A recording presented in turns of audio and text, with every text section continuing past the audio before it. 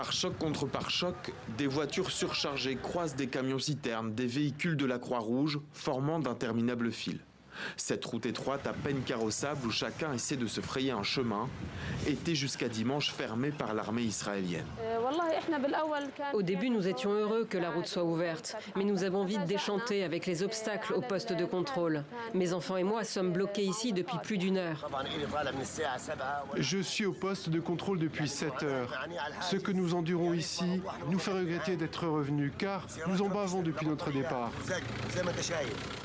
Ce poste de contrôle, aujourd'hui gardé par la police de Gaza, se situe au croisement de la route de Salahédine et de la zone tampon érigée par l'armée israélienne au début de la guerre pour couper le territoire en deux, appelé corridor de Netzarim.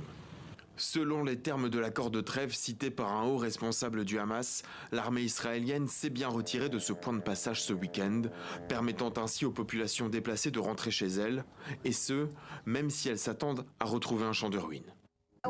Nous avons été patients sous les roquettes et les frappes. Ils nous ont privés de nourriture et d'eau, mais là, ils n'ont pas réussi à nous priver d'air. Nous sommes restés en vie.